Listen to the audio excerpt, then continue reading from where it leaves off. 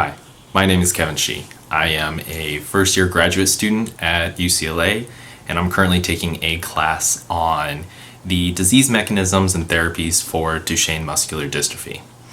Now, a little bit about this course. It was designed in order to not only focus on the mechanisms of Duchenne muscular dystrophy, but also to allow students to work alongside staff and faculty currently conducting research in this field. And we're able to help propose new ideas, ask about different pathways that could potentially be studied, and ultimately we're trying to help create various therapies for individuals with Duchenne muscular dystrophy.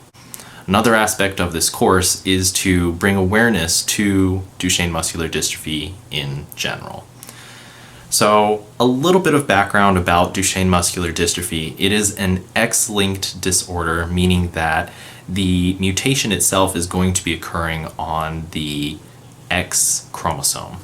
And this mutation is going to it's going to occur in the dystrophin gene, and this will result in a non-functional or semi-functional dystrophin protein. Now, dystrophin itself is going to help maintain the integrity of the sarcolemma, which is the cell membrane of all muscle tissue. So if you do not have a functional dystrophin protein, the sarcolemma is going to essentially rip, and muscles are going to ultimately deteriorate over time.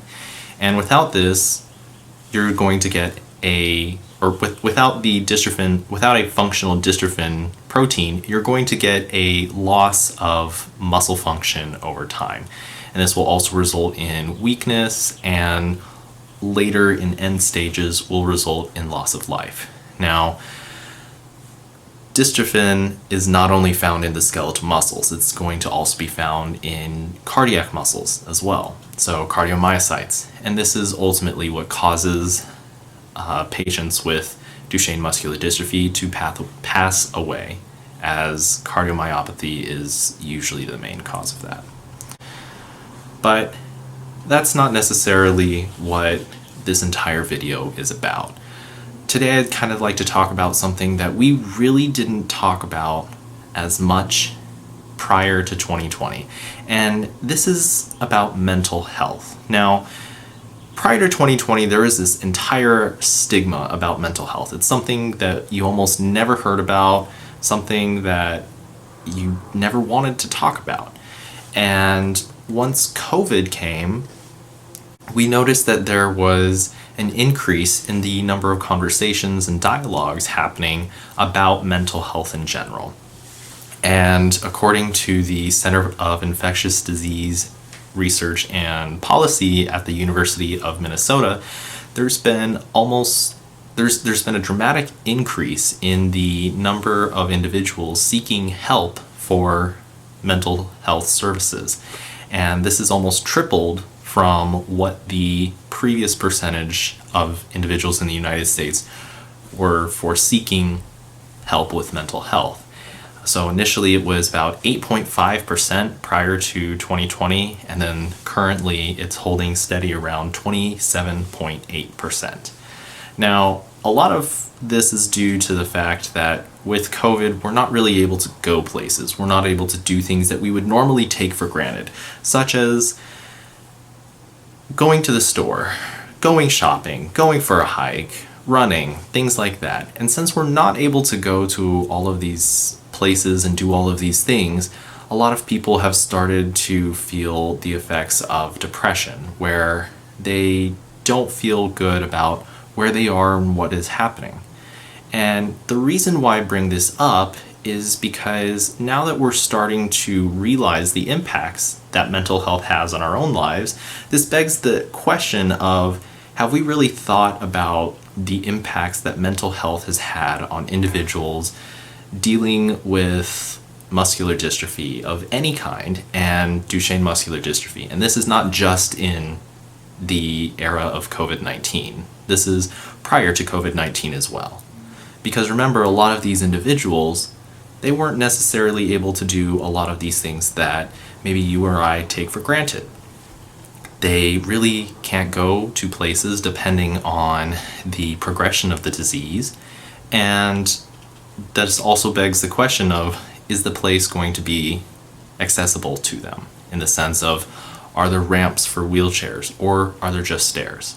So this does make it very challenging, especially for these individuals who aren't necessarily able to participate in a lot of the things that maybe you or I take for granted.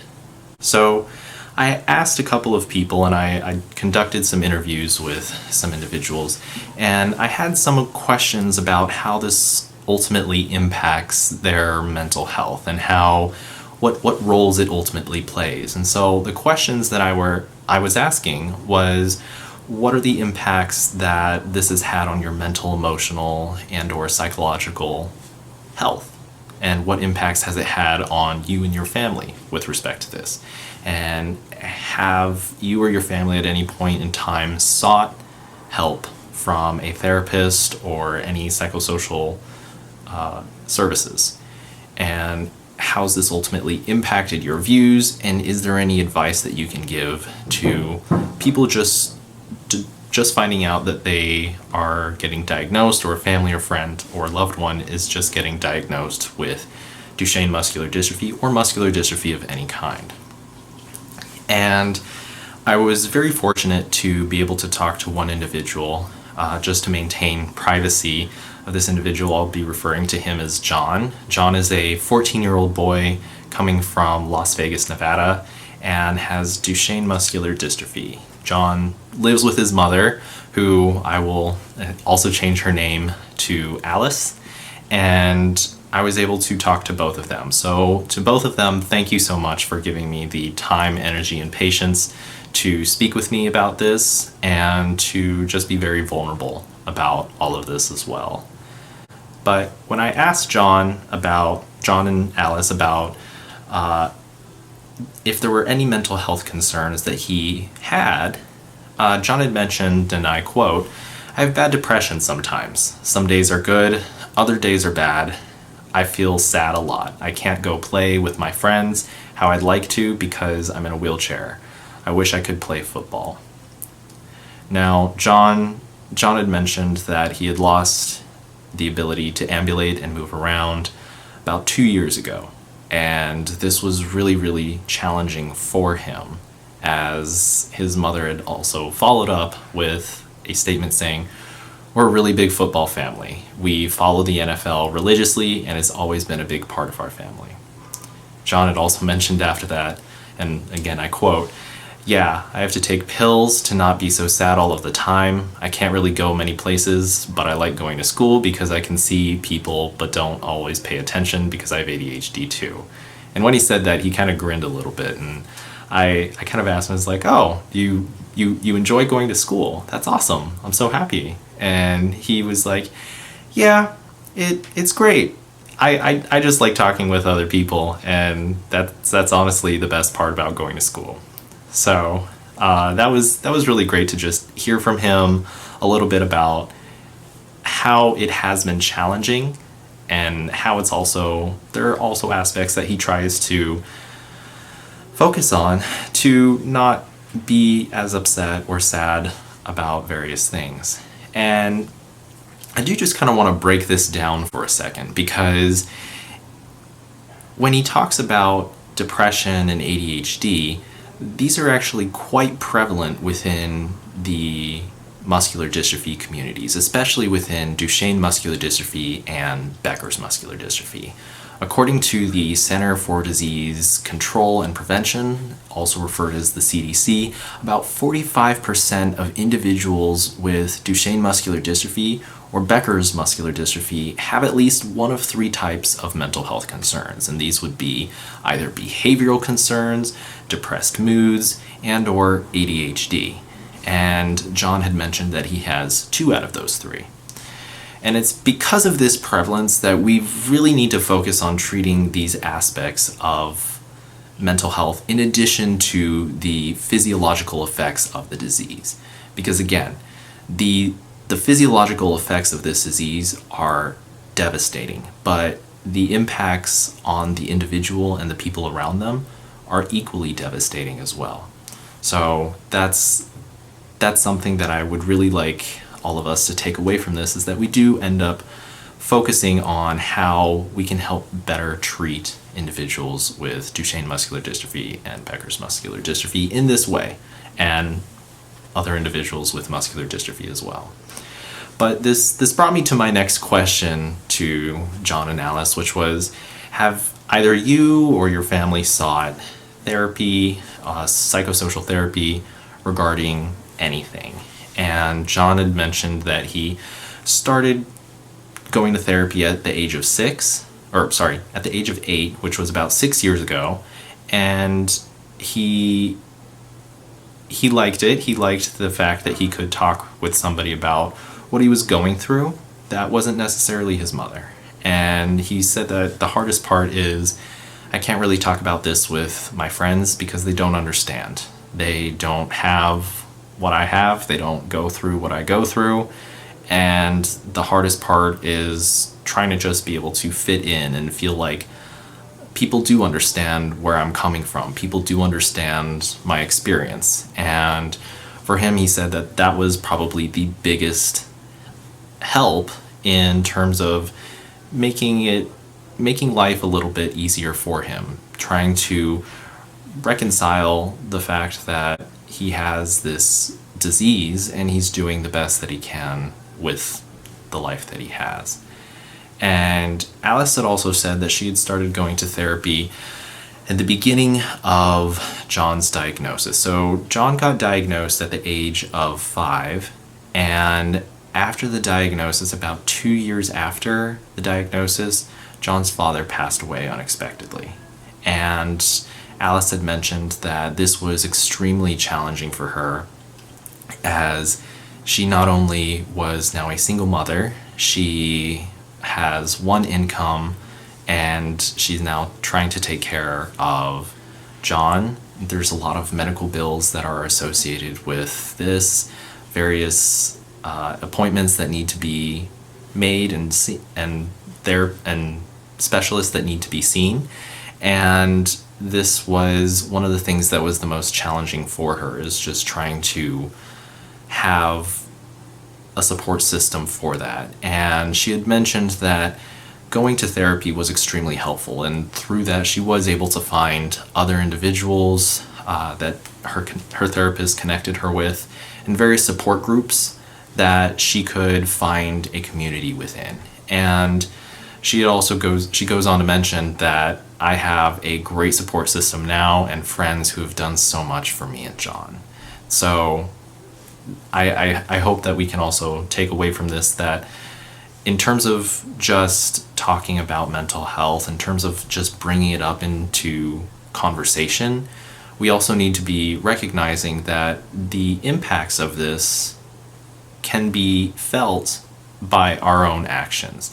If we can help somebody else, if we can be a support system for somebody else, that is going to be something that is really big and really impactful, because again, while we may not understand what those individuals are going through or experiencing, being able to support them and show empathy, sympathy, and compassion, these are all going to be excellent things and really helpful things for these individuals. So this also brought me to the next question of, how exactly has this changed any of your worldviews? And was there any advice that you can give to me, to others who maybe just be getting a diagnosis of muscular dystrophy? What are your thoughts? And both John and Alice said this. They basically said the exact same thing, but it was, and I quote, "We just try to make the best out of everything and live each day to the fullest." That was beautifully said. And I think that it serves to speak to not only individuals within the muscular dystrophy communities, but to each of us as well. Because again, one of the things that Alice had also mentioned is it makes you realize how short life really is, and each day is a gift. So take the time that you have to spend it with loved ones, to do things that will ultimately help not only you, but other people as well. So I thought that this was really important to bring up and talk about, and very applicable to each and every single one of us. And I think it's important to talk about because the mental health aspect plays a huge role in each of our overall well-beings, and especially given the prevalence of mental health within the muscular dystrophy communities, especially Becker's and Duchenne muscular dystrophy.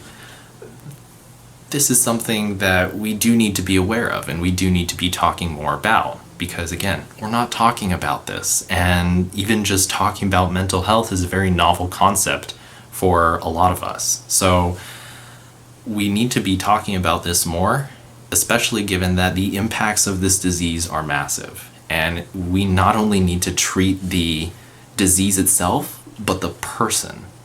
Treating the person is ultimately the biggest goal out of all healthcare. It's not just treating the disease, because it doesn't matter if somebody is physically okay, but mentally, psychologically not okay. And that is ultimately the main goal of talking about this, is bringing awareness to the fact that this is a need. This is something that we do need to talk more about. And given the impacts that we've seen just from the story of John and Alice, it's a lot. And it's such a big part of healthcare. And I think that that's something that we need to be paying a little bit more attention to. So there are various resources out there to help give some answers or guidance if that is something that you are interested in. I found some of these to be very helpful in terms of just looking for various services, whether it is for physiological treatments, for research trials, clinical studies, and even just education and background, as well as resources for various support groups and mental health treatment areas.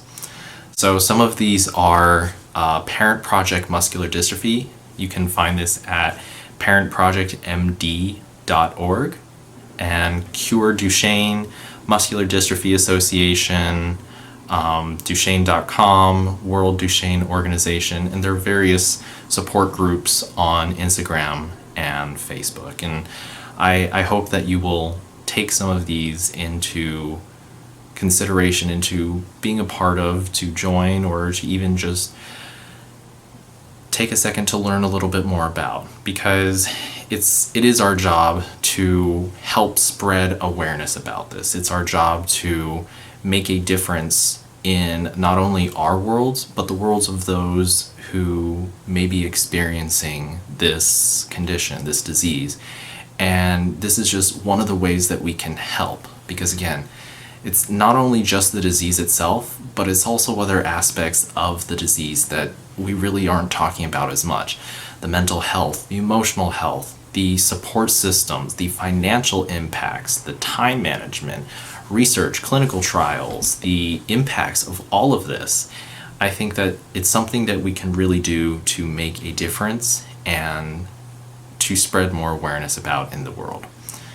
Also, I do want to say, please, please, please, on September 7th, it is World Duchenne Awareness Day. Please participate. Please bring awareness to this, because again, we aren't talking about this enough. And this is something that is deeply affecting so many people. So some of my final messages before I jump off of here is, we see that there's so many physiological impacts of the disease, and there are other things that we aren't necessarily talking about. And these impacts are not only just on the individual with Duchenne muscular dystrophy, but also the family, the friends, the loved ones. And if there are various things that are left untreated, especially within the realm of psychosocial health, this can lead to a lot of damage later on, and can lead to so many other problems. So please take a second, learn more about Duchenne muscular dystrophy in general, and help be the change that our community so desperately needs. And lastly, I just wanted to say thank you so much to a couple of people. Dr. Rochelle Crosby Watson for helping to make this course, as well as Dr. Ronnie Cho, and to the various guest lecturers and instructional staff and TAs that have helped with making this course possible. And last but not least, my mentor and PI, Dr. Pearl Kihara, thank you for your constant support and guidance through this program.